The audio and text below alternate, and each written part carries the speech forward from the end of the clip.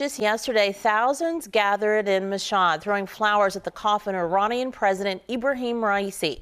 He and the country's foreign minister died, along with 5 others, when their helicopter crashed in bad weather in the mountainous northern part of Iran last Sunday. This incident of different importance to 20 to 25,000 people in the Sacramento region alone, because they're watching these developments as Iranian Americans. Sahar Razavi, an associate professor of political science and director of the Iranian and Middle Eastern Studies Center at Sacramento State, joins me now live with some perspective on what might happen in international politics because of all of this. Good morning to you. Morning. Thanks for having me. Definitely. Sahar, first, how would you say the community here has been reacting this week? The real power in Iran lies with the Ayatollah, the supreme leader. So the regime change that so many who live here have maybe hoped and advocated for, to be rid of brutality and dictatorial behavior, not necessarily this being the opening for that, right? That's correct. So the reactions here in the diaspora in the Sacramento region have been mixed. As you know, there are a lot of people in the diaspora who are very opposed to the current Iranian government. And so there are people who are happy about the helicopter crash. There are certainly people who are expressing their excitement that this is at least one more person who is a cog in the machine in the regime right now, not there to do that work that he has been doing for decades in Iran. There are others who are mourning to the extent that it is a shock, it's a loss, it's a sudden loss, and it is certainly one that's it's very unusual, it's very unexpected for the president of a country to suddenly die in a helicopter crash. I would say there's a range of reactions, but overall, people in California who are Iranian American are much more likely to be reacting somewhat positively to this or neutral, rather than being devastated by it like some others may be. Okay. If you were to ask most Americans about Iran, you would probably hear that the country is just a bad actor on the world stage. But people should remember the U.S. and Iran actually had a good relationship for years and years, up until the late 70s. That's right.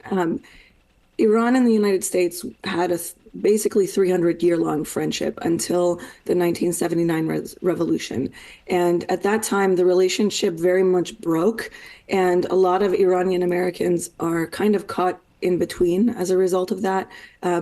There was a long history of Iranians coming to the U.S. to study, to work.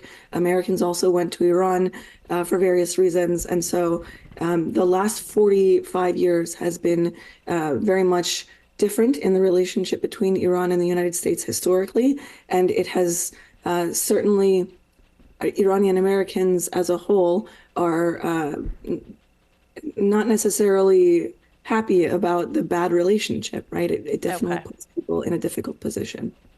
Let's talk about the war in Gaza. From the White House to Main Street, everyone concerned about a possible escalation of what's happening there, a spreading of that war.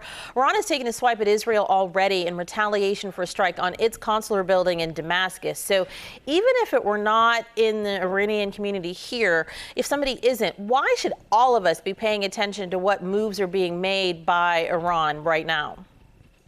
Iran has been vying for regional hegemony or growing power in the region for decades.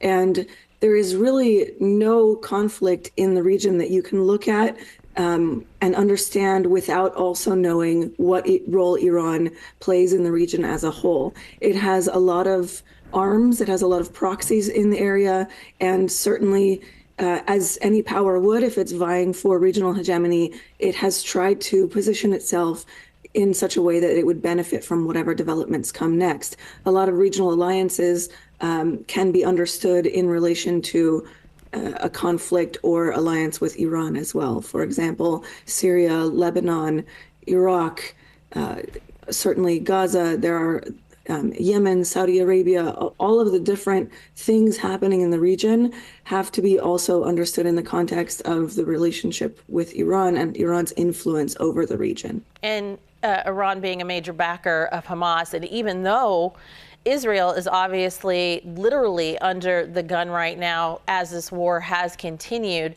and is in the desperate fight to find the hostages, that country might think that this is the time, looking at this power shift that's going on in Iran, that they're vulnerable right now and that they could make a strike. That's a possibility, right?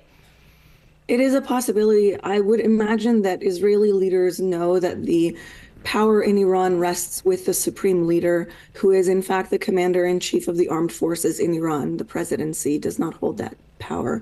So I would imagine that they would know that, and they wouldn't see this as necessarily a huge break or a huge vulnerability.